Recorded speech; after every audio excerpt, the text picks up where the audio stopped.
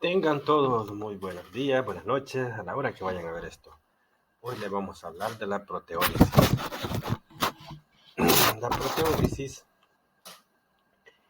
¿qué es la proteólisis? Es la degradación de las proteínas por medio de enzimas específicas llamadas peptidasas o por medio de la degradación intracelular.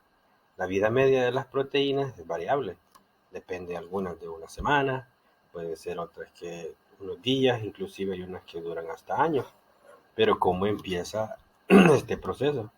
Pues es muy sencillo. Todo empieza por el estómago.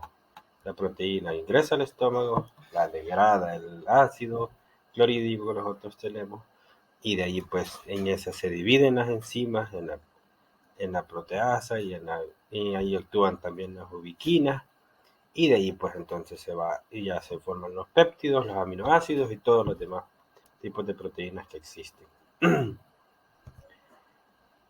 Para esto también sabemos cuáles son las vías de extracción de las proteínas.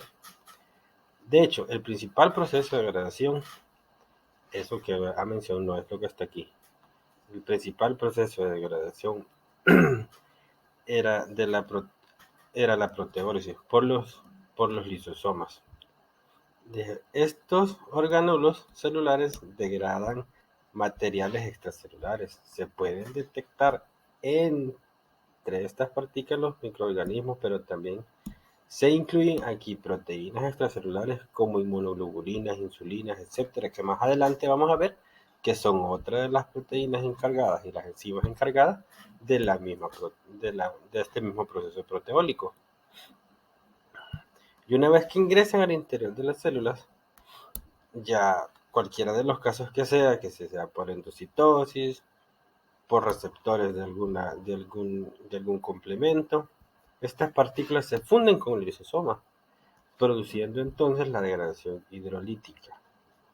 En este caso, la vacuola digestiva se forma entre el lisosoma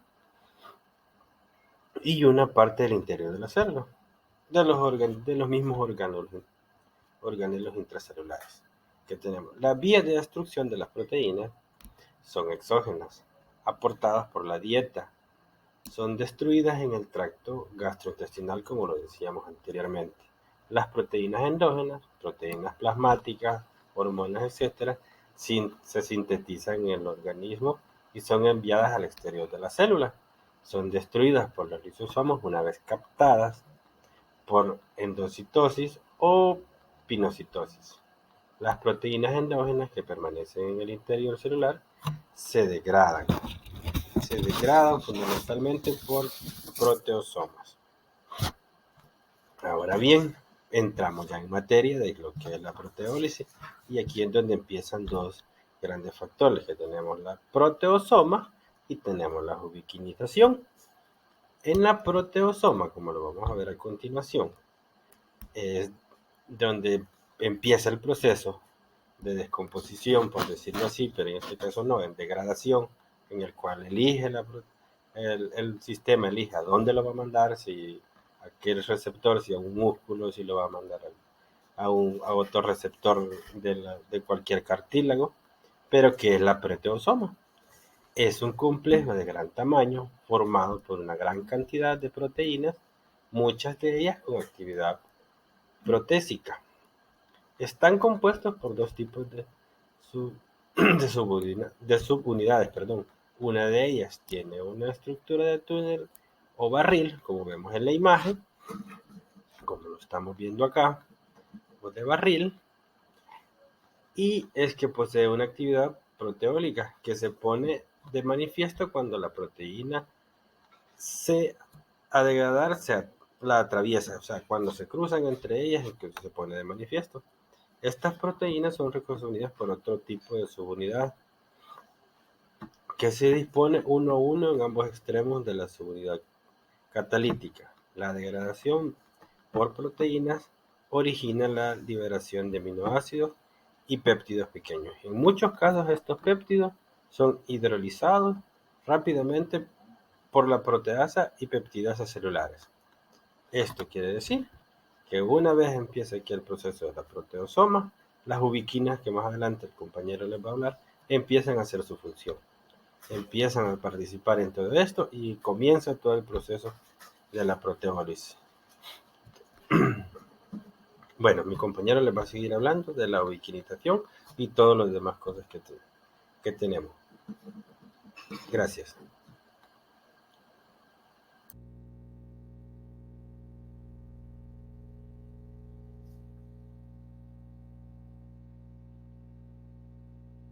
¿Me puedes escuchar?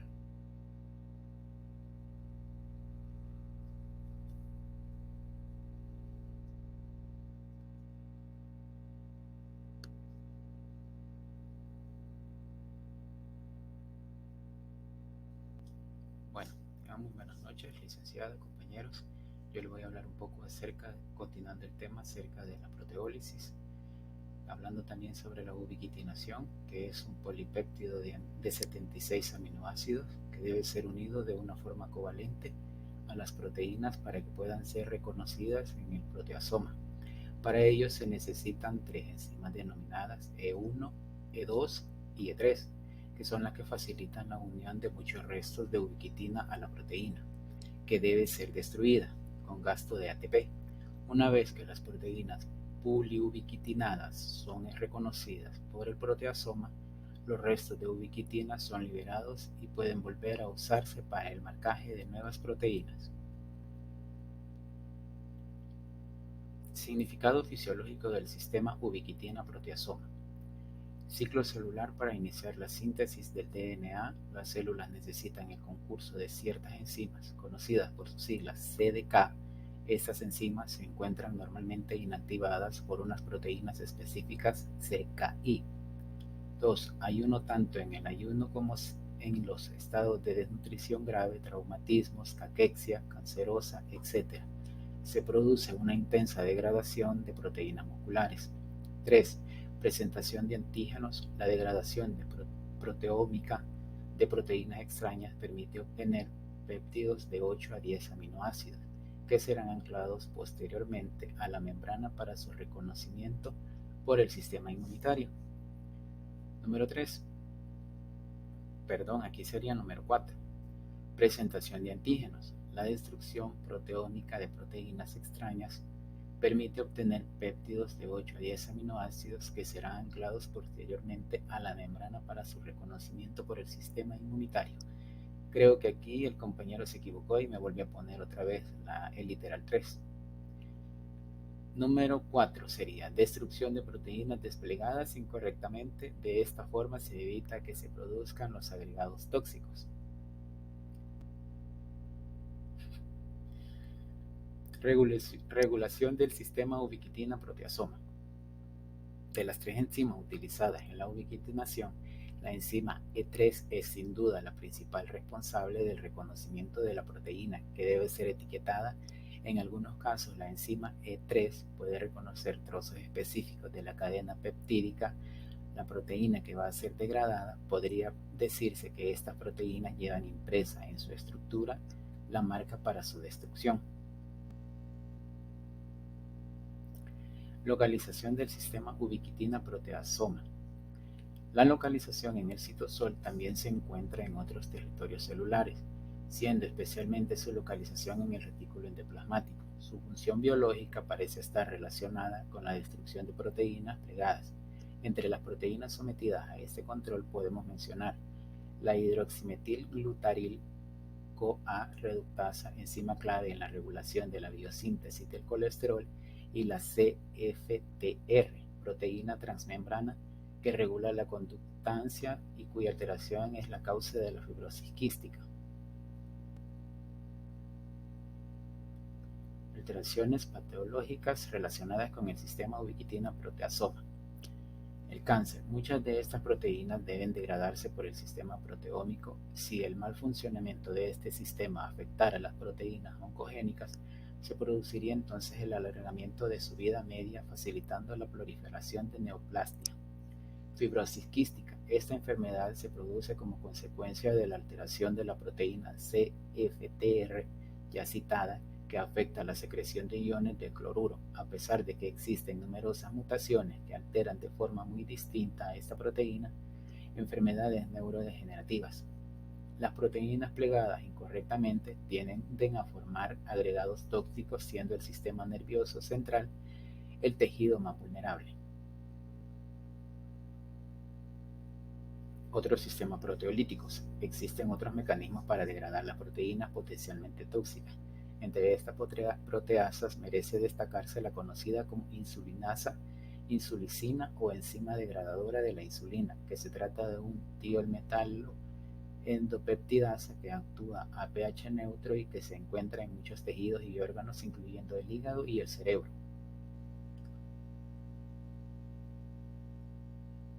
En conclusión, podemos decir que la proteólisis es un proceso bioquímico fundamental en el que se componen fragmentos más pequeños de proteínas. Este proceso es esencial para el crecimiento y mantenimiento de los tejidos, así como para la regulación de muchas funciones celulares y metabólicas.